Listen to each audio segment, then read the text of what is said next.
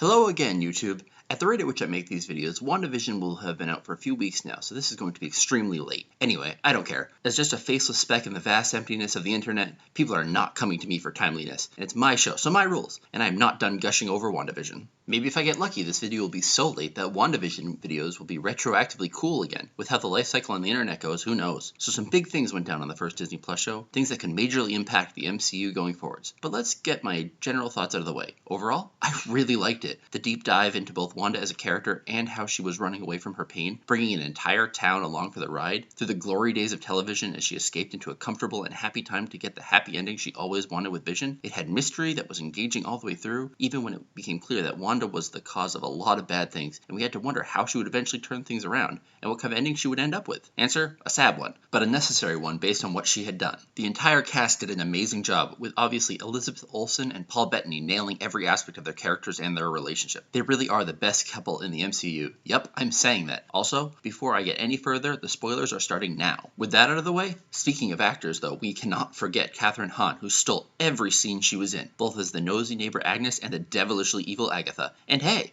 I was right about that. I mean, I was hardly the only person who guessed that, as people had been assuming it weeks prior to the reveal, but yep, the big twist was done perfectly, and Agatha even came along with her own immensely catchy theme song, which I'm still singing. It was Agatha all along. Yes, well, I loved Agnes and Agatha, and Hahn's portrayal. I do have a few questions. Like, why was she there? Yes, I know she wanted Wanda's powers of the Scarlet Witch, but how did she find Wanda and get to Westview? Did she just happen to be in New Jersey and got lucky? Had she been tracking Wanda for a little while? Her intro theme just showed her showing up when things were already black and white from the first episode. It's possible she just felt the magical energy and followed it, sure, but I feel like an explanation would have been nice. Other than that, Agatha did name drop the Sorcerer Supreme in the final episode, a nice reference to Wanda's future appearance in the next Doctor Strange movie. Agatha's punishment, being cursed by Wanda to live as Agnes in Westview, means she is still alive and out there. I really hope we see Han again. Oh, one last thing. The book that Agatha read from in the finale had a name, The Darkhold. Wait, don't do this to me, Marvel. The Darkhold was a key plot point in Agents of S.H.I.E.L.D. Surely someone at Marvel knew this.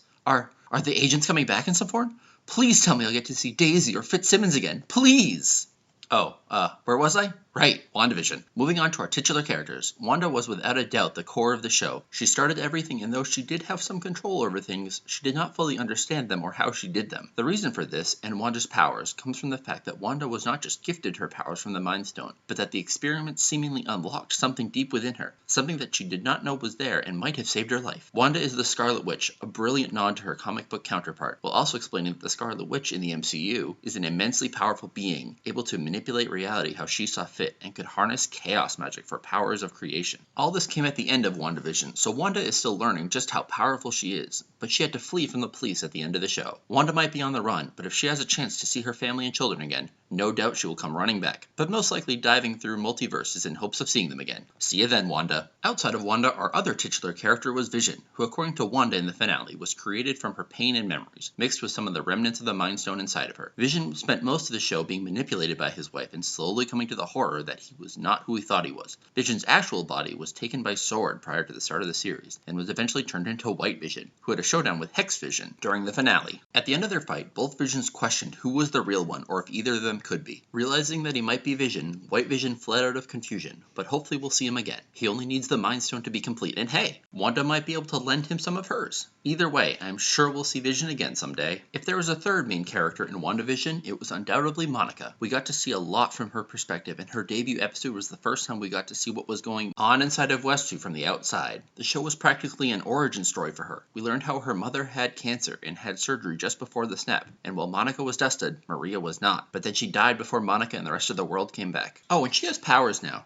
Yeah, I feel like they should have made a bigger deal about that. Somehow Monica was able to tear through the barrier of the Hex and retain her sense of self and gain some kind of power along the way. Yeah, it seemed unclear to me, honestly, and I'm not even sure what her powers are. She has special spectral vision, where she can see important or powerful things. She's able to absorb energy, and she's able to go intangible. Vague, sure, but if the post-credits scene in the final episode is anything to go off of, we will surely be seeing more of her in the stars. So yeah, most likely with the Captain Marvel in some way. I'm eager to see more of her. Just a few more side characters to get through. Let's start with Billy and Tommy, who both rapidly aged through a single episode to get them to around 10 for most of the show. Both of them found they had the powers of their comic book counterparts, but both sadly vanished once Wanda brought down the Hex. I still believe we'll see them again, especially with a multiverse of possibilities. They could also still join that rumored Young Avengers spinoff. Next up, Pietro. Or is it Peter? At the end of my previous video, I stated that Quicksilver might be coming back, and I was right. Kinda. Pietro showed up, but he was played by Evan Peters rather than Aaron Taylor Johnson. I, like many others, went a little nuts. Was this it? Was this how they were tying in Fox's X-Men? Was Evan Peters our new Quicksilver? No. It was just a joke, as Evan Peters was a fake Pietro, created and controlled by Agatha. He was actually some actor named Ralph Boner.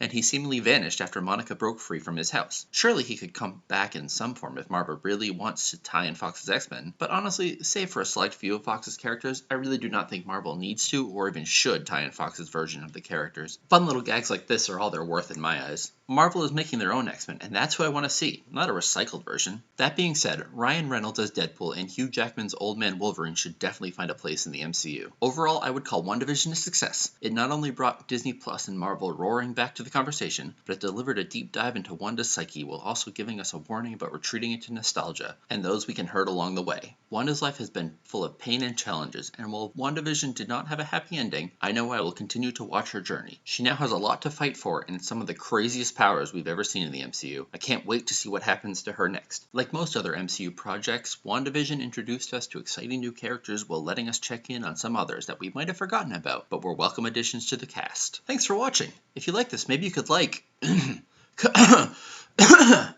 Ugh, guess I'm allergic to that or something. Anyway, see you later.